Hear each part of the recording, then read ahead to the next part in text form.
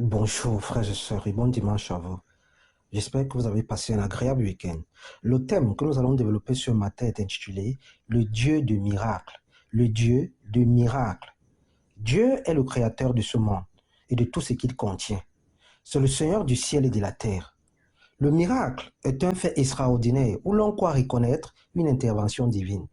Un miracle est un fait surnaturel dépourvu d'explications scientifiques. Le Dieu que nous servons est élevé au-dessus de toutes choses et son pouvoir est sans limite.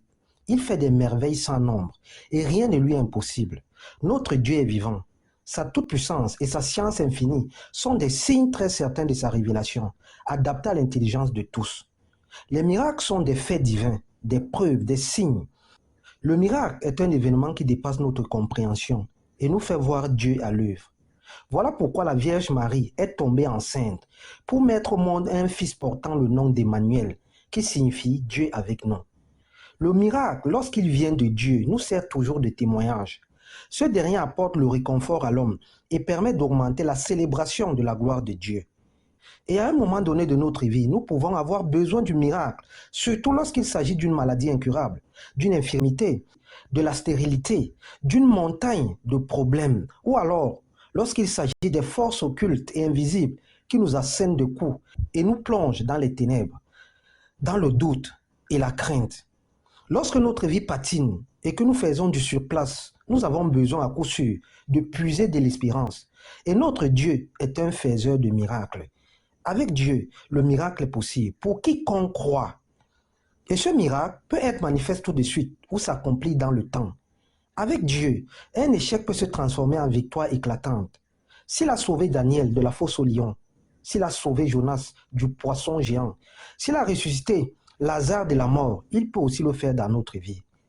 D'ailleurs, Jérémie 32, le verset 27 déclare: C'est moi qui suis l'Éternel, le Dieu de toute créature. Y a-t-il quoi que ce soit de trop difficile pour moi? Y a-t-il quoi que ce soit de trop difficile pour moi? Une autre façon de signifier que rien n'est impossible à Dieu.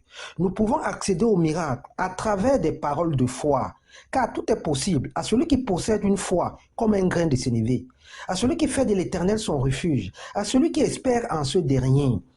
Le centurion romain l'avait expérimenté à ses dépens en affirmant: Seigneur, je ne suis pas digne que tu entres sous mon toit, mais dis seulement une parole, et mon serviteur sera guéri. La foi exemplaire du centurion romain nous interpelle ce matin. Sa conviction dépasse tout entendement. Il croit avec fermeté qu'une simple parole émanant du Tout-Puissant restaurera ce qui est brisé, ramènera à l'existence ce qui n'a plus de vie, éclairera la vie de ce serviteur malade, de ce serviteur qui a déjà désespéré. Frères et sœurs, à défaut de prononcer des paroles de foi, nous pouvons aussi confesser la parole de Dieu qui est esprit et vie de notre bouche à travers une prière de foi afin de renverser les forteresses et briser les chaînes de malédiction, de briser les chaînes de stagnation. Nous sommes enfants de Dieu et le pouvoir divin réside déjà en nous. Nous devons simplement nous appuyer sur l'autorité de Dieu pour activer en nous des capacités illimitées. Nous devons nous appuyer sur les différents dons du Saint-Esprit que le Tout-Puissant a déposés en chacun de nous pour vivre le miracle de Dieu, pour vivre le miracle de Dieu dans notre vie. Notre Dieu est puissant en parole et ce dernier est garant de cette dernière. Et c'est en confessant la parole de Dieu qu'on parvient au salut. La parole de Dieu véhiculée à travers notre bouche n'est jamais dépourvue de puissance. Même si parfois le diable nous fait croire le contraire en troublant notre esprit avec le doute et la négativité. Gardons à l'esprit que nous sommes le produit de ce que nous déclarons et que nous recevons ce que nous avons déclaré. La seule chose que Dieu nous demande, c'est de craindre son saint nom pour que le miracle soit possible. C'est de le servir fidèlement de tout notre cœur, car les actes que l'Éternel accomplit parmi nous sont puissants et extraordinaires. Sont puissants et extraordinaires. Frères et sœurs, pour accéder au miracle, nous devons faire confiance à Dieu. La confiance est essentielle, car la guérison, la liberté et la sécurité sont à portée de main, car notre Dieu opère toujours des miracles dans notre vie, afin de nous accorder la paix et de l'espérance.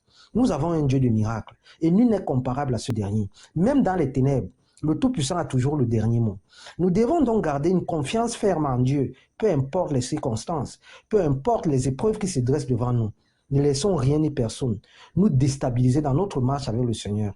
Ne laissons personne déstabiliser notre espérance aux promesses de Dieu, car avec le Tout-Puissant, tout est possible à celui qui croit. À celui qui supporte les tribulations tout en restant focalisé à son Dieu.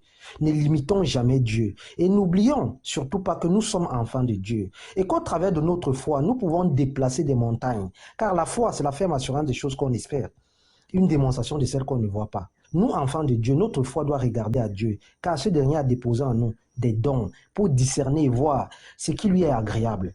Les dons du Saint-Esprit doivent être mis à profit afin de nous aider à manifester la gloire de Dieu. Le Tout-Puissant accorde à chacun de nous des capacités incroyables pour repousser les assauts du diable dans notre vie et pour nous permettre de briller quand tout espoir s'estompe. Notre foi a un rôle primordial à jouer si nous voulons voir le miracle de Dieu illuminer notre vie. Notre persévérance, notre espérance finit toujours par produire des étincelles. C'est d'ailleurs ce que fit la femme à la perte de sang dans Matthieu 9, le verset 20 à 22.